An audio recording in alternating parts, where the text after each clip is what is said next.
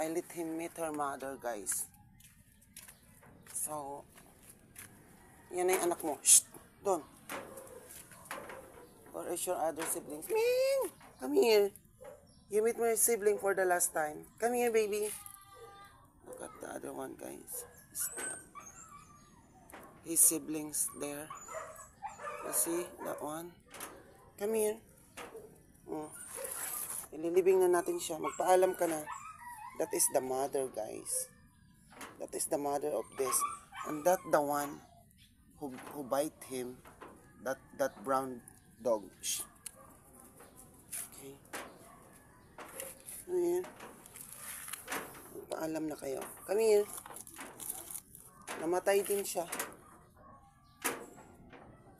Kawawa naman yung mag-ina. Namatay din siya pag gising ko ngayong umaga. Grabe talaga yung pagkakakagat sa kanya.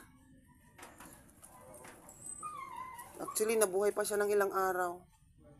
Grabe yung pagkakakagat sa kanya. Oh. Magpaalam ka na sa kapatid mo. Ililibing ko na siya. Come on, baby. Say bye to your siblings. I'm going to bury him.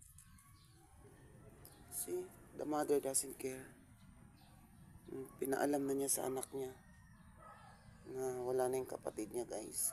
Ayan. Actually, mataba nga siya eh.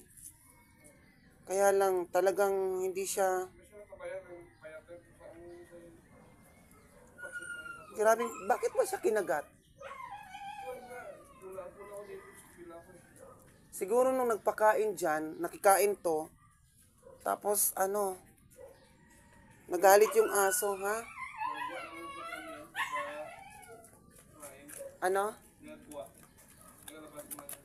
Bakit niya kinagat yan? Wala na yung kapatid mo, anak. Namatay na siya. Paalam ka na. Dali. Hindi kaya may rabies yung aso yan? May turok ba yan? Kasi ang dami nilang namimit at nakakaaway dito. Mahirap na, baka may rabies nga yung asong yan. Paturukan mo ulit yan. Andun naglayas yung aso. Alam niya may kasalanan siya. Say bye-bye na. Ililibing na natin siya. Okay? Wala na yung kapatid niyo, oh. Say bye-bye. Kawawa naman.